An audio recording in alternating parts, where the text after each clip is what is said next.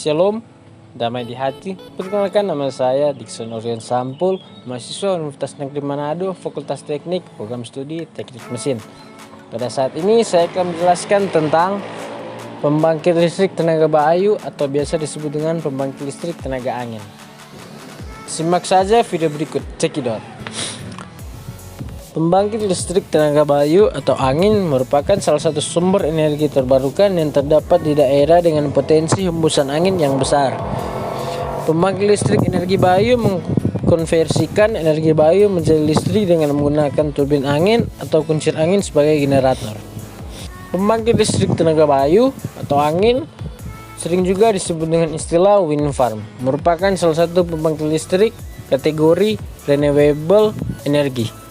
Prinsip kerja dalam pembangkit listrik tenaga bayu atau angin sangat simpel, di mana kincir angin atau istilah turbin berputar karena angin.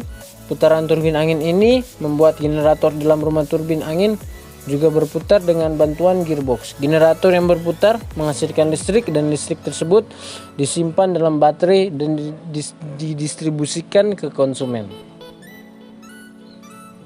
Berikut adalah komponen-komponen utama dari pembangkit listrik tenaga bayu.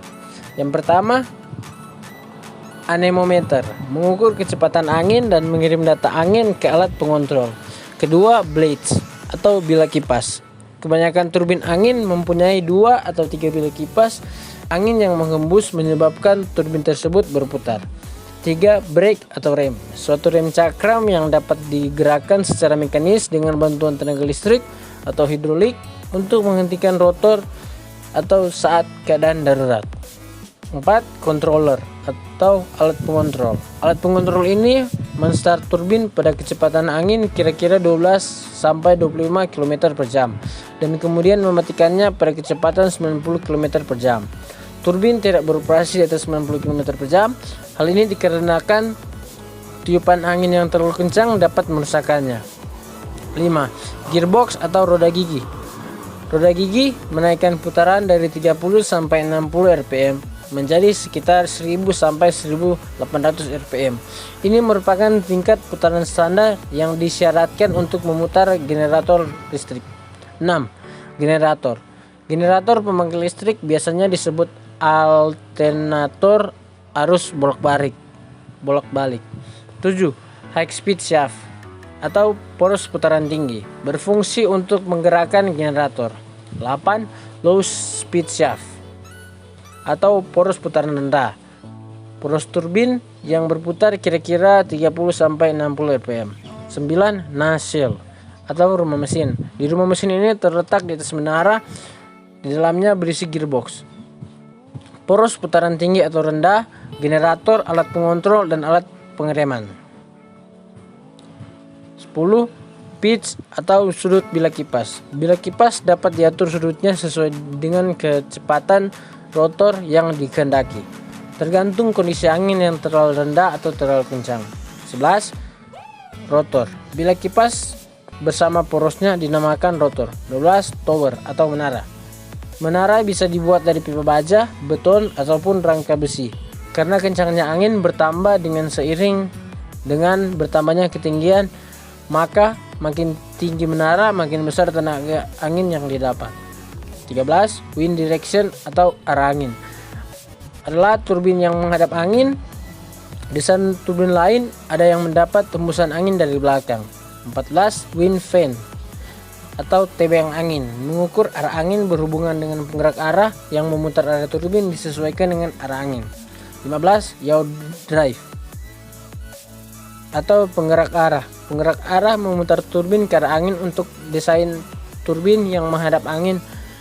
Untuk desain turbin yang mendapat hembusan angin dari belakang tak memerlukan alat ini. 16. Yaw motor atau motor penggerak arah, motor listrik yang menggerakkan yaw drive.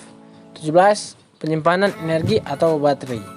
Karena ketersediaan akan energi angin, tidak sepanjang hari angin akan selalu tersedia. Maka ketersediaan listrik pun tidak menentu. Oleh karena itu digunakan alat penyimpan energi yang berfungsi sebagai backup energi listrik. Ketika beban penggunaan daya listrik masyarakat meningkat atau ketika kecepatan angin suatu daerah sedang menurun, maka kebutuhan permintaan akan daya listrik tidak dapat terpenuhi. Oleh karena itu, kita perlu menyimpan sebagian energi yang dihasilkan ketika terjadi kelebihan daya pada saat turbin angin berputar kencang atau saat penggunaan daya pada masyarakat menurun. Secara singkat, prinsip kerja dari PLTB, awalnya energi angin memutar turbin angin. Turbin angin bekerja berkebalikan dengan kipas angin. Kemudian angin akan memutar sudut turbin, lalu diteruskan untuk memutar rotor pada generator di bagian belakang turbin angin. Generator mengubah energi gerak menjadi energi listrik dengan teori medan elektromagnetik, yaitu poros pada generator dipasang dengan material ferromagnetik permanen. Setelah itu di sekeliling poros terdapat stator yang bentuk fisiknya adalah kumparan-kumparan kawat yang membentuk loop.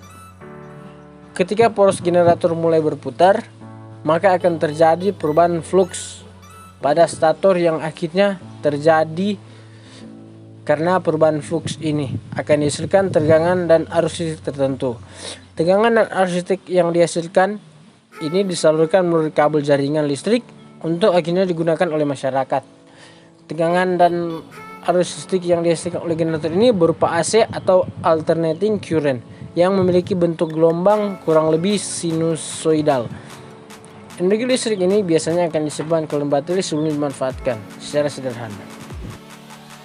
Sekian dari saya, semoga bermanfaat. Shalom, damai di hati. Terima kasih.